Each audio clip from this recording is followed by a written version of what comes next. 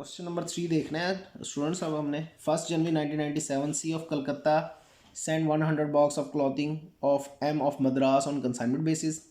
सी ने 100 बॉक्स बेचे कपड़े के एम ऑफ मद्रास को। The goods in each box cost rupees है 200। हर बॉक्स की कीमत है 200 रुपीज़।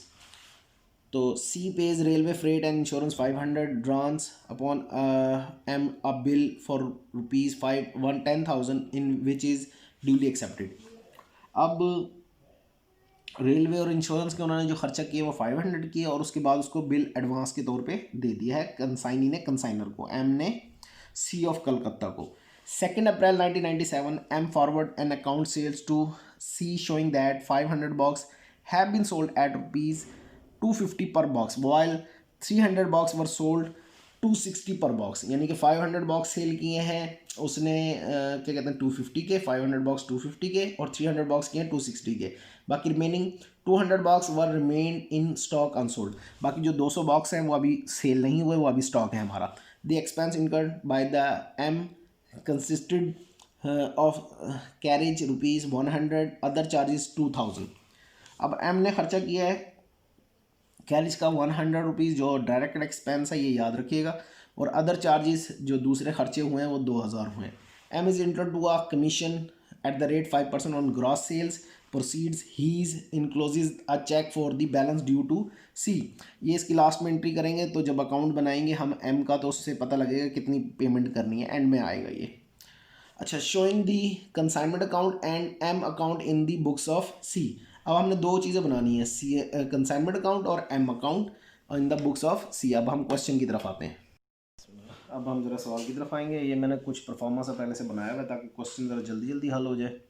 तो अब हमारे पास सबसे पहले था 1000 बॉक्स थे जिसको हमने 200 ईच में सेल किया है।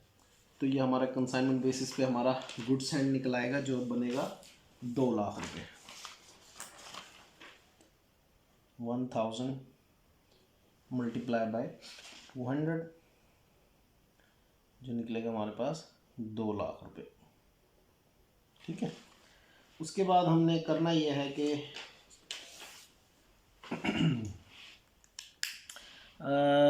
सी पेस कर रहा है रेलवे फ्रेट और इंश्योरेंस के 500 रुपीज़।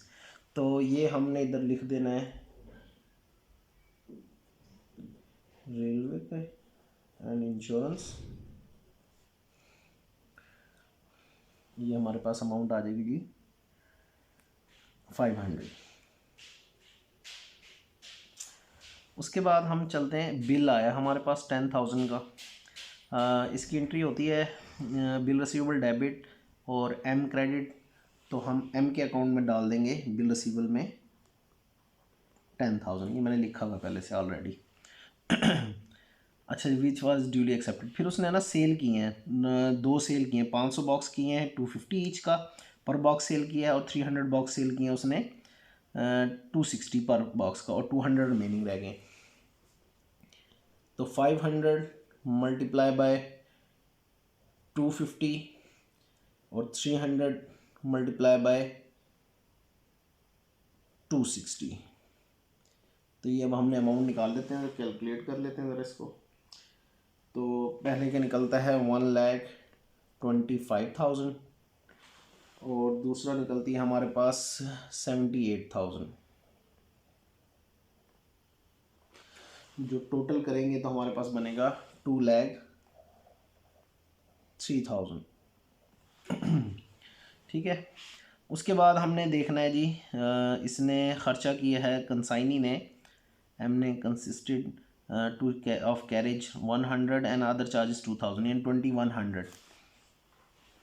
तो हम इधर ये मद्रास के उसमें लिखेंगे कैरेज है 100 और अदर चार्जेस हैं 2000। तो ये 2100 रुपीज़ आ जाएंगे अमाउंट। उसके बाद हमने कमीशन लेना है 5% सेल के ऊपर। ये 5% कमीशन दिया हुआ है। जो सेल हमारी टोटल निकली है 2,03,000, वो कमीशन बनेगा 10,150। ठीक है, अब हमारा रह गया स्टॉक। वो स्टॉक हमने फाइंड करना है, वो मैं इधर करने लगा हूँ।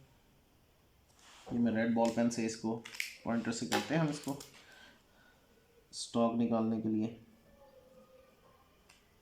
तो सबसे पहले हम लेते हैं जी गुड्स एंड,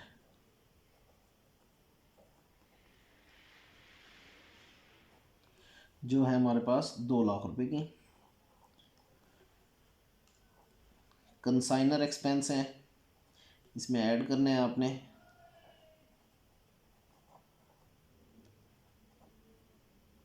ऑल एक्सपेंस, वो थे 500 के। अच्छा, कंसाइनी के हमने डायरेक्ट लेने हैं, ओनली डायरेक्ट एक्सपेंस लेने हैं।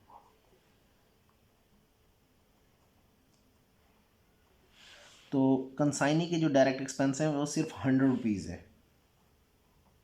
ये अदर चार्जेस हैं, ये डायरेक्ट नहीं होंगे। तो अमाउंट बनेगी 2,06,000।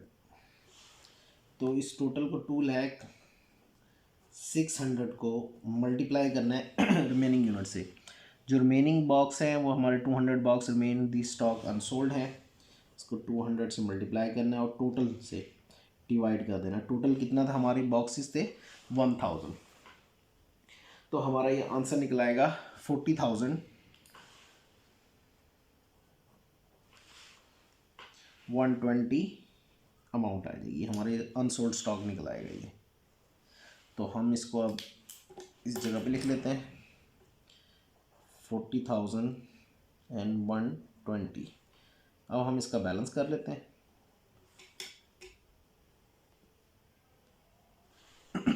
ये मैं रेड बॉल पेन से लिखूंगा ताकि आपको आसानी रहे। तो इसको पहले टोटल करने, क्योंकि ये साइड छोटी है ये साइड बड़ी है। तो 2,43,120 रुपीज़, 2,43,120 रुपीज़। इसमें से ये सब लेस कर देंगे